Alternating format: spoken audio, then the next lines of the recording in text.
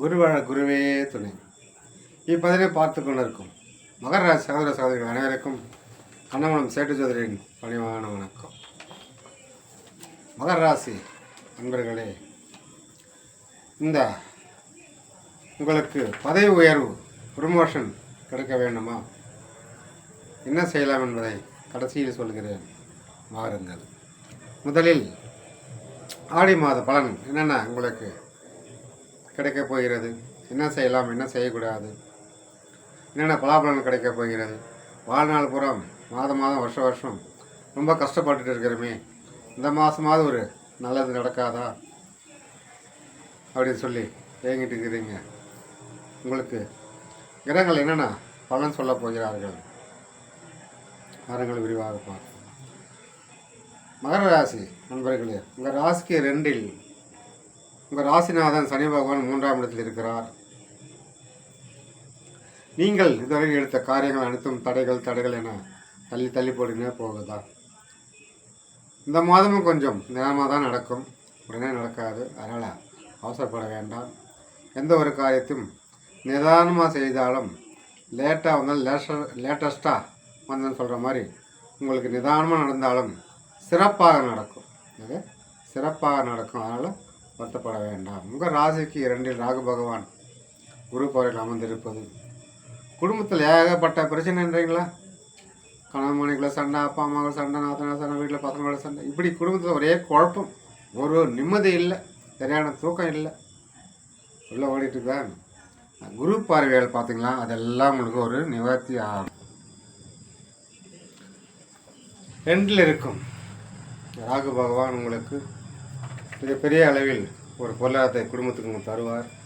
அதனால் நீங்கள் எதையும் சமாளிக்கிற அளவுக்கு பொருளாதார உயரம் மாதிரி வருத்தப்பட வேண்டாம். குரு பார்வையிலும் இருக்கிறார். அதே போல் உங்கள் ராசிக்கு சுக்கிர பகவான் 5இல் இருப்பது பிள்ளைகள் மூலம் ஒரு வருமானம், பிள்ளைகளால் ஒரு ஆதாயம் கண்டிப்பாக உங்களுக்கு இருக்குது. அதுவும் பெண் பிள்ளைகளால் ஒரு ஆதாயம் வருமானம் உங்களுக்கு மிக சிறப்பாக இருக்கிறது.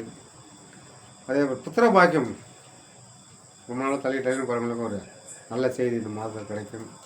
ஏற்கனவே ஒரு அபார்ஷன் ஆகிடுச்சு, 2வது குழந்தை எப்போ நிற்கணும், அதுக்கும் ஒரு நல்ல வாய்ப்பு தேடி வரும். உங்களுக்கு நல்லா இருக்குது, பயன்படுத்திக்கலாம். புத்திர பாக்கியம் வந்து சிறப்பாக இருக்குது. பிள்ளைகளுக்கு உங்களுக்கு அந்த வாக்குவாதம் போராட்டங்களாக கூட விலகி நல்லா பேசுவாங்க, உறவு நல்லா இருக்குது. உங்கள் பிள்ளைகள் உங்கள் பேச்சை கேட்காம ஏதாவது லவ் பண்ணிருக்கிறாங்களா, அதை அப்படியே விட்டு விடுங்க. அவங்களே திருந்தி அவங்களுக்குள்ள ஒரு பிரச்சனை வந்து விலகி வந்துடுவாங்க. ஒரு சிலர் மட்டும் தான் சக்ஸஸ் ஆகும், எல்லாருக்கும் ஆகாது. அதாவது உங்களுடைய சுயஜாகத்தில் 5ஆம் பாவகாதிபதியோ இல்லை 7ஆம் பாவகாதிபதி நடக்குமானாக்கா சக்ஸஸ் ஆகும். இது ஒரு கோச்சார பலனே. ஒரு 10% வேலை செய்ய மீதில் உங்கள் சுயஜாதத்தில் தான் நடக்கும். அதனால் வருத்தப்பட வேண்டாம். உங்களுடைய மகர ராசிக்கு 6இல் குரு இருப்பது தொழிலில் ஒரு பெரிய ஒரு புரட்சி, ஒரு பெரிய மாற்றம் உங்களுக்கு ஏற்படும். அதனால் எந்த தொழிலாக இருக்கட்டும், நீங்கள் என்ன தொழில் செய்கிறீங்களோ, நகைக்கடை, ஜவுளி கடை, business, real estate, contract, finance, சொந்தமாக ஃபைனான்ஸ் சொல்கிறவங்க, ப்ரைவேட் பேங்க்கு, வாத்தியார் தொழில், வாயால் பிழைக்கிற தொழில், இப்படி எடுத்துங்க. எந்த தொழில் எடுத்தாலும் இந்த மாதம் உங்களுக்கு ஒரு அற்புதமான பொற்காலம் என்றே சொல்கிற அளவுக்கு நல்லா சிறப்பாக ஒரு யோகம் இருக்கிறது. குறிப்பாக நகை வியாபாரிங்க, துணி வியாபாரிங்க, காசு வியாபாரிங்க, ஸ்பெஷல் இதெல்லாம் ரொம்ப டாப்பில் இருக்கும் உங்களுக்கு.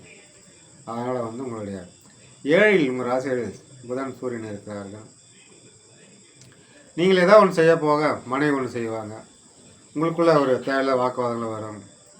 கணவன் மனைக்குள்ள அண்டர்ஸ்டாண்டிங் ரொம்ப குறைவாக இருக்குது. ஈகோ பிரச்சனை நிறைய இருக்குது. என் பேச்சு அவங்களுக்கெல்லாம் அவங்களுக்கு இவங்களுக்கெல்லாம்ன்ட்டு குடும்பத்தில் எல்லோரும் கூட ஒரு நாத்தனார், மாமனார், மாமியார், இப்படி ஒரு குடும்ப உறுப்பினர் கூட எல்லாருக்குமே ஒரு மனசாபம் ஓடிட்டு இருக்குது வரும். அதனால் கொஞ்சம் சிரமப்படாமல் ரொம்ப பொறுமை கையாளுங்க, ஈகோ விடுங்க, யார் என்ன சொன்னாலும் கண்டுக்காதீங்க. நீங்கள் கொண்டு உங்கள் தொழில் என்ன இருங்க, ஒரு பெரிய மாற்றம் வரும். போக போக சரியாகிவிடும். அதனால் வருத்தப்பட வேண்டாம். உங்களுடைய ராசிநாதன் உங்கள் ராசிக்கு 8ல் செவ்வாய் கேது இருப்பது கொஞ்சம் ஆரோக்கியத்தில் கவனம் தேவை. இந்த மாதம் 29 பிறகு 8ல் இருக்கும் செவ்வாய் இடம் மாறி 9க்கு வந்து விடுகிறார். அது வரையில் கொஞ்சம் வண்டி வாகனம் ஓட்டும்போது கொஞ்சம் கவனமாக இருங்க, எச்சரிக்கையாக இருங்க. ஆரோக்கியத்திலும் மிக மிக கவனமாக இருப்பது நல்லது. வம்பு வழக்கு கோர்ட்டுன்னு ஏதாவது போய் மாட்டிக்க போகிறீங்க, சண்டை போட்டு, அது கொஞ்சம் கவனமாக இருங்க. எதிரியை கடங்கான காசு கட்டணும், பொறுமையாக பதில் சொல்லுங்கள். தேவையில்லாமல் வார்த்தையை விட்டு உங்களுக்கு ஒரு பிரச்சனையை உருவாக்கியிருக்காதீங்க. அதனால் அந்த விஷயத்தில் மட்டும் கொஞ்சம் கவனமாக இருங்க.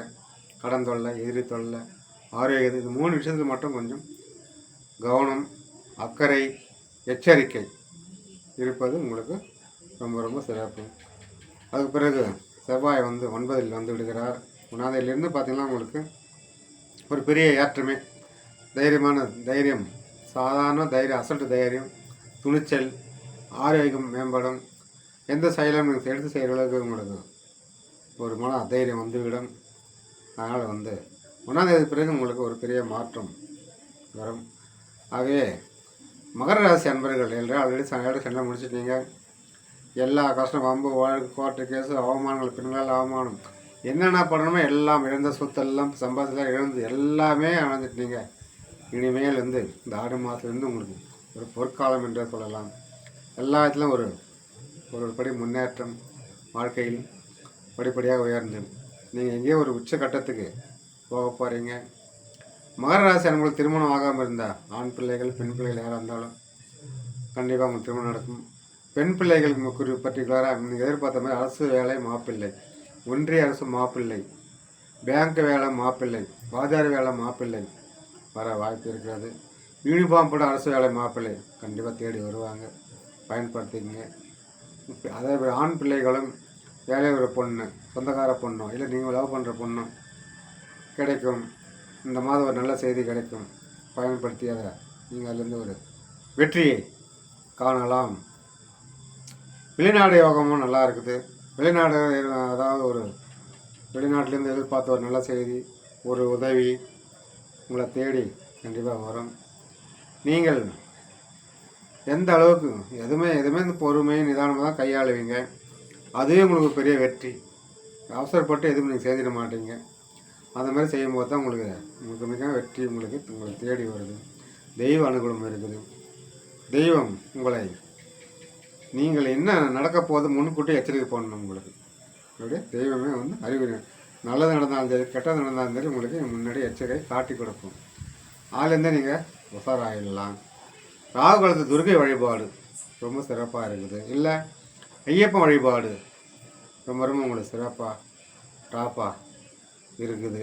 அதனால் வந்து உங்களுடைய வாழ்க்கையில் நீங்கள் போராட்டம் என்று இருந்தால் போராட்டத்தில் ஒரு முடிவு இந்த ஆடி மாதத்தில் இருக்குது. ஆடி காற்றில் அம்மியும் நகரும் என்று சொல்வார்கள். அம்மி நகரதோ இல்லையோ, நமக்கு வாழ்க்கை சிறப்பாக நகர வேண்டும். எப்படி வாழ்க்கை சிறப்பாக நகர வேண்டும், அதுதான் நமக்கு முக்கியமான குறிக்கோள்.